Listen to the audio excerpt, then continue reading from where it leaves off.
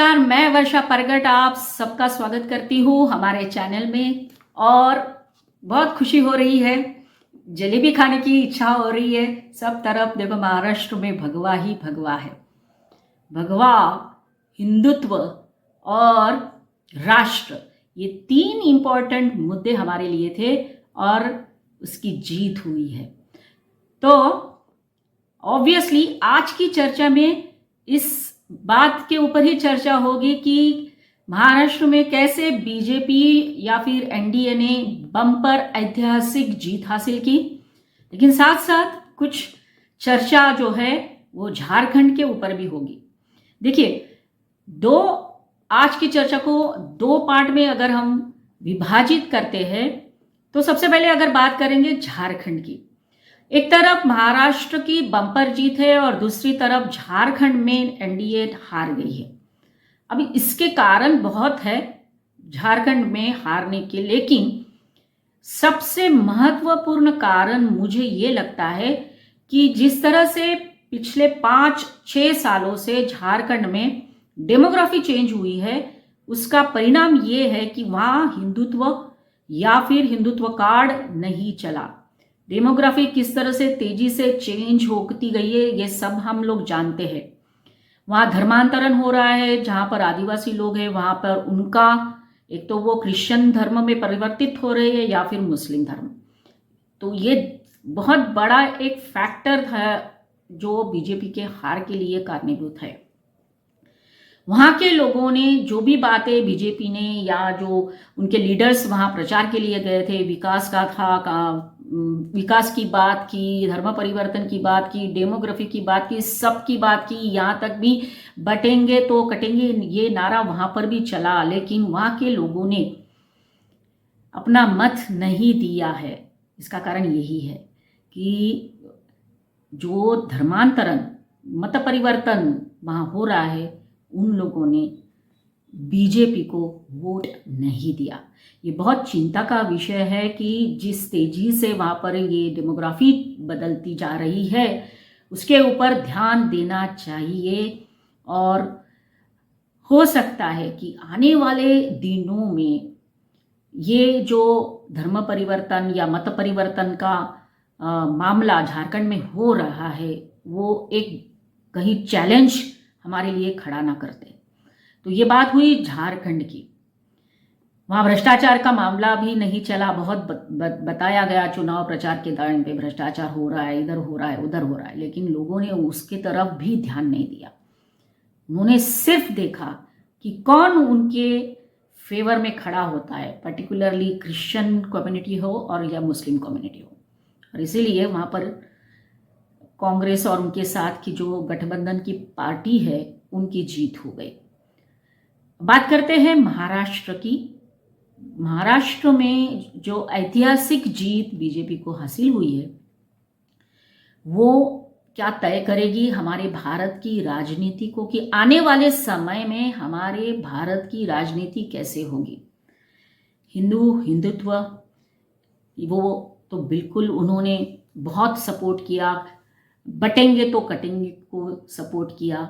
तो हमारे मन में ये सवाल तो है ही कि क्या ये भारत की राजनीति को एक नया स्वरूप देगी। तो जब हम इसके बारे में सोचते हैं तो कई सारी बातें सामने आती है। 80% और 20% का जो बात हो रही थी उसमें जो 80% है उन्होंने बीजेपी और बाकी जो उनकी सहयोगी पार्टियां थी जैसे शिवसेना, शिंदे गुट और अजीत पवार जी, इनकी जो पार्टी है उनको तो 80% हावी हो गए। 20% इसके बावजूद जब उन्होंने फतवा निकाला था, वोट जिहाद की बात हुई थी, फिर कांग्रेस ने एक रहेंगे तो सेफ रहेंगे, उसको किस तरह से मरोड़ा, मोदी जी को टारगेट किया, गौतम अडानी को टारगेट किया, बहुत सारी बातें हुई, लेकिन लोगों ने ये सारी बातों को अलग रखकर सिर्फ एक चीज को ही मत दिया है और वो है राष्ट्रवाद। और यही होना चाहिए। तो जिस तरह से अब राजनीति या फिर लोगों के मन में बदलाव हो रहा है, उनके मत में चेंजेस आ रहे हैं, वो है राष्ट्रवाद के लिए खड़े रहना। इसके लिए और एक कारण मुझे लगता है, कारणीभूत है कि लोगों ने क्यों इस तरह का डिसीजन लिया होगा।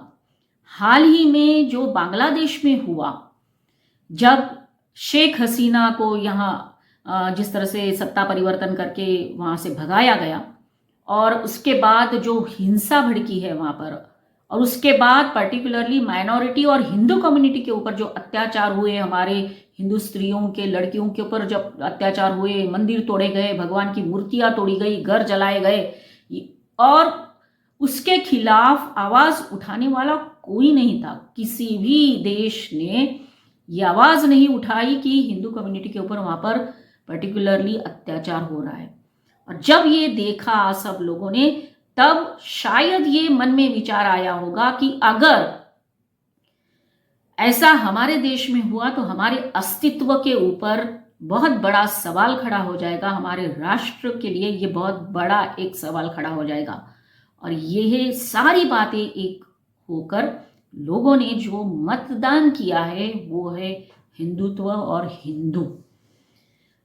बीजेपी को बम्पर जीत मिली है, और उसके साथ जो बाकी पार्टियां उनको भी जीत मिली है। उसका कारण यही है कि लोगों ने ये देखा कि ये पार्टियां बीजेपी के साथ खड़ी है, और इसीलिए उन्होंने उनको भी मतदान दिया, अपना वैल्यूएबल जो बोलते हैं मत दिया है। और यहाँ से अब देखो भारतीय राजनीति को एक नई दिशा मिल सकती है, और मिलनी ही चाहिए। जिस तरह से सारी बातें हो रही है, सब लोग देखो कैसे तैयार बैठे हैं हमारे राष्ट्र के ऊपर आक्रमण करने के लिए, इन द सेंस हमारे राष्ट्र को तोड़ने के लिए, चाहे वो कोई भी बात हो। चुनाव खत्म हो गया, रिजल्ट आने से पहले देखो वंस अगेन अमेरिका में से ये आया, गौतम अडानी के बारे में जो फिर से वाद शुरू हुआ, हंगामा हुआ, तो ये अडानी के नाम पर हमारा भारत भी निशाने पर था।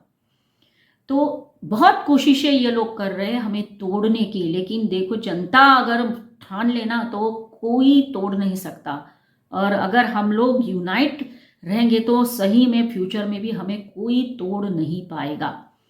तो ये बहुत बड़ा एक अब हमारे लिए अचीवमेंट है कि अब जनता जो है डाइवर्ट होकर राष्ट्रवाद के तरफ जा रही है, और ये राष्ट्रवाद का प्रभाव हमारे भारत की राजनीति को नई दिशा देने वाला है।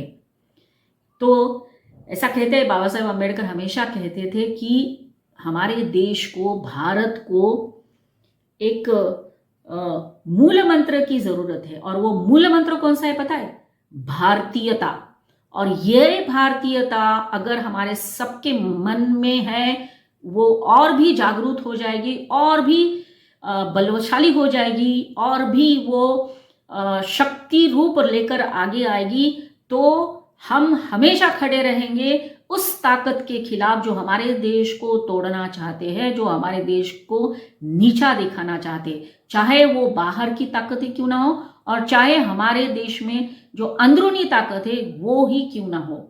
तो इनके लिए ये बहुत बड़ा मैसेज होगा अगर ये भारतीयत्व हर भारतीय के मन में उतना ही सशक्त होकर आगे आएगा, और ये ही भारतीय राजनीति को नई दिशा देगा। तो महाराष्ट्र की जनता को फिर से एक बार हम अभिनंदन देते हैं, और बहुत खुशी हुई कि आप लोगों ने जागरूक होकर मतदान किया, और इसके लिए ये परिणाम आए। तो आज की चर्चा इतनी ही। अगर आपको मेरा ये वीडियो अच्छा लगा हो तो ज़रूर लाइक करिए, शेयर करिए, और प्लीज़ जिन्होंने मेरा चैनल अभी तक सब्सक्राइब नहीं किया है तो सब्सक्राइब कर लीजिए। अगले वीडियो में फिर मिलेंगे नए टॉपिक के साथ। तब तक के लिए धन्यवाद। जय हिंद। बाय।